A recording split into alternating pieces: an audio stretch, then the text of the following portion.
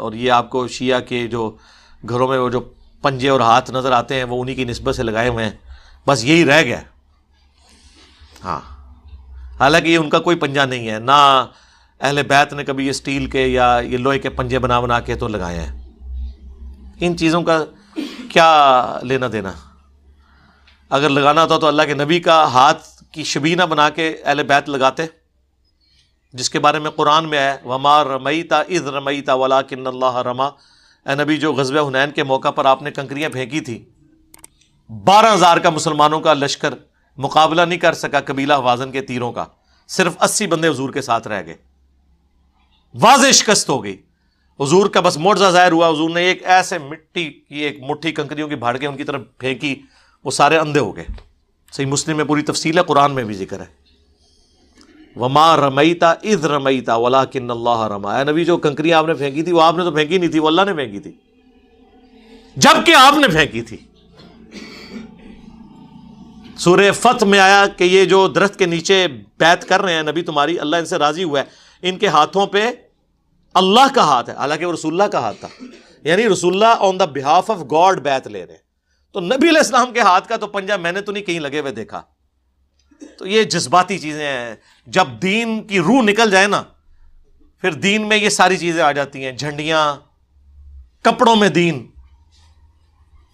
نعروں میں دین، جھنڈوں میں دین، رنگوں میں دین. اب تکلیف قبلہ بیگانوں میں نہیں رہی، اپنوں میں آ گئی. فضائل امیر المومنین سے لوگوں کا عقیدہ توحید خطرے میں جاتا ہے.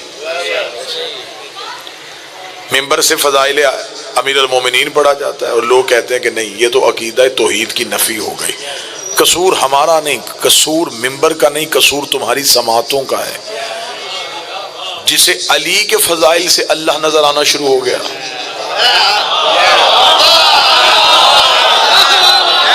ہم نے تو پڑھا علی تھا. آپ یہ بتائیں کہ آپ کے پاس اللہ کے ہونے کی جو توحید پرست ہیں جنہیں فضائل علی بارے میں نہیں، وہ یہ بتائیں آپ کے پاس اللہ کے ہونے کی دلیل کیا ہے. آج کوئی دہریہ جوزی صاحب، قبلہ وقار نقوی صاحب تشریف فرمائے، زرق نقوی صاحب بیٹھے ہوئے، آج کوئی دہریہ آ کے پوچھے کہ تو ہمیں بتا کہ تیرا اللہ ہے، تو قرآن اٹھائے گا، وہ کہے گا اس میں میرا یقین نہیں. تو کتاب اٹھائے گا، وہ کہتا ہے اسے میں مانتا نہیں. تو ہمیں دلیل سے بتا کہ اللہ ہے. تو تمہارے پاس دلیلیں کیا ہیں؟ تم دلیلیں دو گے کہ ہوائیں چل کے بتاتی ہیں کہ کوئی اللہ ہے، سورج نکل کے بتاتا ہے کہ کوئی اللہ ہے، غروب ہو کے بتاتا ہے کوئی اللہ ہے، بارش برس کے بتاتی ہے کہ کوئی اللہ ہے، انسان پیدا ہو کے بتاتا ہے کہ کوئی اللہ ہے، موت آ کے بتاتی ہے کہ کوئی مار رہا ہے. اس کا مطلب ہے کہ تو نے اللہ نشانیوں سے ڈھونڈا ہے، تو نے اللہ دلیلوں سے ڈھونڈا ہے. پھر چوک میں ہوں، شیعت کے مرکز میں بیٹھا ہوا ہوں، مجھے بادشاہ حسین کی عزت کا سمجھ، جن نشانیوں سے تم نے اللہ کو ڈھونڈا، یہ کام اللہ خود نہیں کرتا.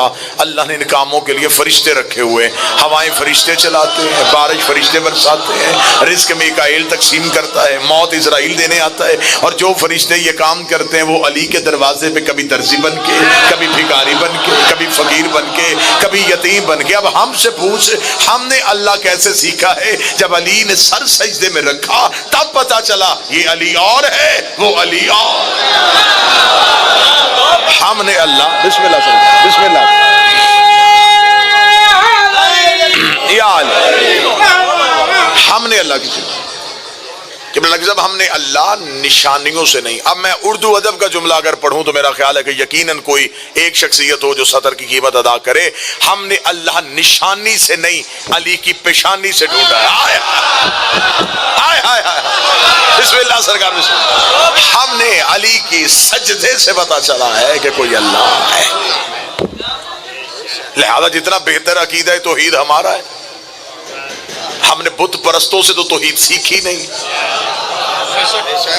ہم نے توحید اس سے سیکھی ہے جو وارث توحید ہے، جو محافظ توحید ہے. یہ اللہ کے مظہر ہیں. ہم نے کبھی نہیں کہا یہ اللہ ہے، لیکن یہ ان سے اللہ نظر آتا ہے. خدا ان کے ذریعے سے اپنی پہچان کرواتا ہے. میں آسان کر دیتا ہوں، زمین پہ سورج نہیں آتا، سورج کی کرنیں آتی. کرنیں سورج نہیں، سورج کا عصر ہے، یہ اللہ نہیں،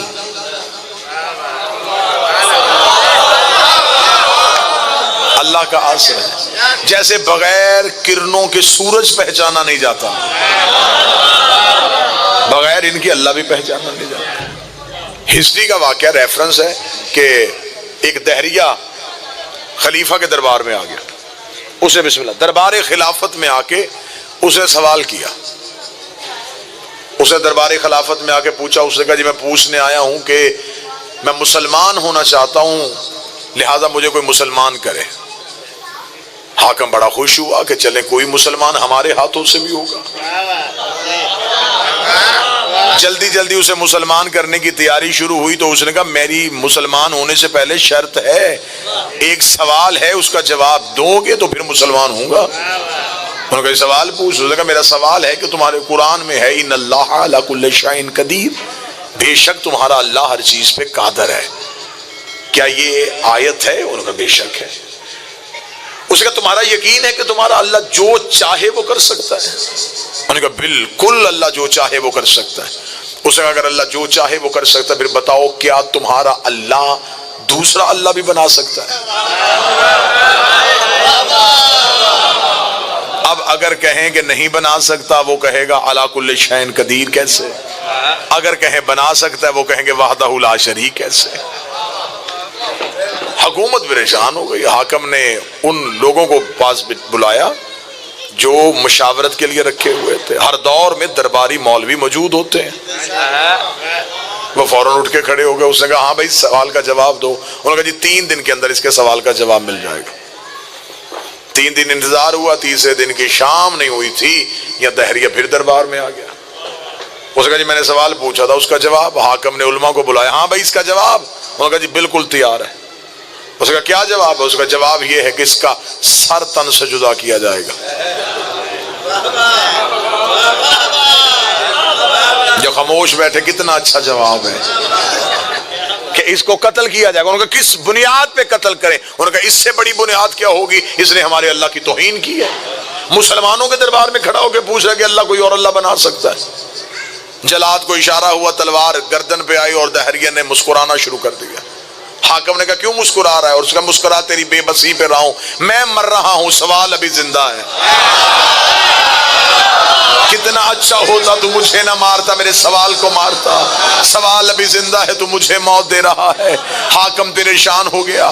حاکم نے کہا کیا کریں؟ دربار کے کونے سے ایک بوڑھا اٹھا، اس نے دہریے کا ہاتھ پکڑا، ہاتھ پکڑ کے جب اس نے اپنی پیشانی کو سیدھا کیا تو اس کے سینے پہ منا اہل بیت کا تمغہ لگا ہوا تھا۔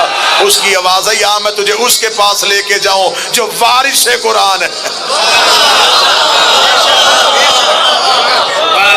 تو اس نے کہا یہ کون صاحب ہیں؟ انہوں نے کہا یہ حاکم ہیں، وارث نہیں۔ میں تجھے وارث قرآن کی دہلیز پہ لے کے جاؤں۔ شہنشاہ کی دہلیز پہ دہریے کا آنا تھا۔ امیر المومنین نے کہا کیا سوال ہے تیرا؟ اس نے کہا اللہ ہر چیز پہ قادر ہے۔ فرمایا بے شک ہے۔ اس نے کہا کیا وہ اللہ کوئی اور اللہ بھی بنا سکتا ہے؟ مولا فرمایا ایک نہیں 1000 اللہ بنا سکتا ہے، لیکن جاہل وہ جتنے بھی اللہ بنائے گا خالق وہی رہے گا، یہ مخلوق کہلائے گا۔ خالق وہ رہے گا، یہ مخلوق ہے۔ یہ توحید کی صفات کے مظہر ہیں۔ انہوں نے زمانے میں بتایا ہے کہ کوئی اللہ ہے، انہوں نے زمانے سے منوایا ہے، اللہ کی وحدانیت کو منوایا ہے۔ 3.5 گھنٹے کا خطبہ، غدیر میں باقاعدہ علی کے ہاتھ میں بیعت، خیمہ نصب امیر المومنین کا، ایک ایک صحابی آتا رہا علی کے ہاتھ پہ ہاتھ رکھ کے بیعت کرتا رہا، اور امیر المومنین کا ہاتھ یوں، صحابی آتے اور علی کے ہاتھ پہ ہاتھ رکھ کے بیعت کرتے۔ امامت جب بھی بیعت کروائے یوں کرواتی۔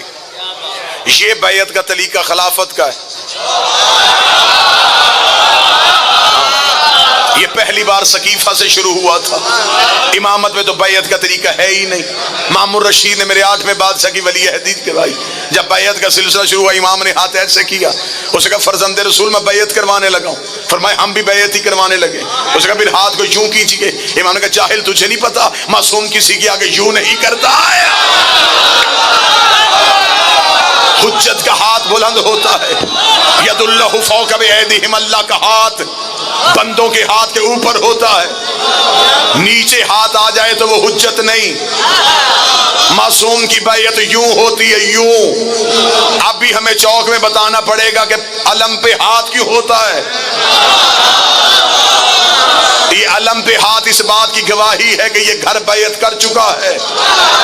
اور ویسے بھی جس گھر کے چھت پہ عباس کا ہاتھ ایسے ہو، اس گھر کے اندر رہنے والوں کا ہاتھ ایسے نہیں ہو سکتا.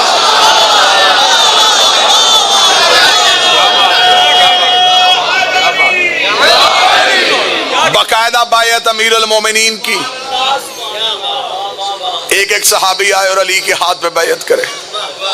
یہ آواز جگہ جگہ گونجی.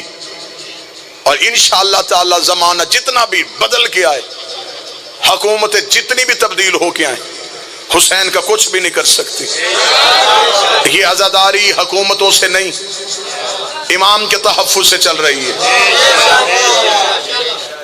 یہ حفاظت نہ بھی کریں جو پردے میں بیٹھا ہے، اس سے بڑا محافظ ہے بھی کوئی نہیں. یہ عزاداری نہیں، یہ معجزہ ہے. کتنا اثر ہے حسین نے عزاداری میں رکھا. ماتمی ہاتھ سینے پہ بعد میں لگتا مارتا ہے، یزید کے چہرے پہ تماچا پہلے لگ جاتا. ماتمی کو تکلیف نہیں ہوتی، درد کہیں اور چلا جاتا. زنجیر ماتمی اپنی کمر پہ مارتا ہے، جسے زخم آیا اسے درد ہی نہیں، وہی درد کہیں اور چلا گیا ہے. یہی وجہ تھی محرم سے پہلے ایک مولوی نے انٹرنیٹ پہ اپنی ویڈیو وائرل کی تھی. اس نے کہا تھا یہ حسین کے ماتمی گھروں میں رکھو، یہ خنجر بردار جلوس اپنے گھروں میں رہنے چاہیے. اگر یہ بازاروں میں آئیں گے تو ہم بھی بازاروں میں آئیں گے. تو میں نے پاکستان کے ہر ممبر پہ کہا تھا جناب آپ کو بازاروں میں آنے کا شوق ہے، ہم بڑے اعلیٰ ظرف لوگ ہیں، ہمیں اللہ نے بڑے دل دیے ہیں. اگر تمہیں بازاروں میں آنے کا شوق ہے، ہم بازار خالی کر کے دیتے ہیں، ہم چوک چوراہے خالی کر کے دیتے ہیں. لیکن گھر سے یہ سوچ کے نکلنا ہم حسین کی مجلس کروائیں گے، تو یزید کا جلسہ کروائے گا. میں حسین کی ماں کا کردار پڑھوں گا، تو یزید کی ماں کا کردار.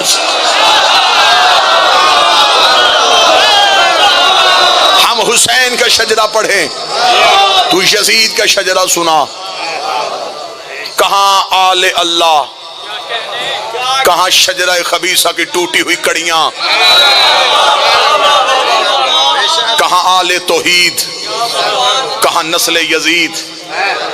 جب تک توحید قائم ہے تب تک حسین قائم ہے، کیونکہ حسین نے توحید کو اتنا قائم کر دیا. اب حسین نے قیامت تک کوئی فرعون نہیں اٹھنے دیا، اتنا بلند کر دیا ہے حسین نے توحید کو. نو کے نیزہ پہ پڑ گیا قرآن رسول کا بیٹا. خدا کی شان کا اظہار ہونا بھی ضروری ہے. دیکھیں حضرات محترم، جو حضرات نبی پاک صلی اللہ علیہ وسلم سے دشمنی رکھتے ہیں نا، جو نبی پاک صلی اللہ علیہ وسلم کو اپنی طرح بشر کہتے ہیں نا، ان کے لیے اشعار دیکھیں کتنا پیارا اشعار لکھا ہے. محبت سے کہتے ہیں سبحان اللہ. ان نبی سے اور نبی کی آل سے نفرت ہے جس دل میں، نبی سے اور نبی کی آل سے نفرت ہے جس دل میں، نبی سے اور نبی کی آل سے نفرت ہے جس دل میں، اسے ایک دن ذلیل و خوار ہونا بھی ضروری ہے، اسے ایک دن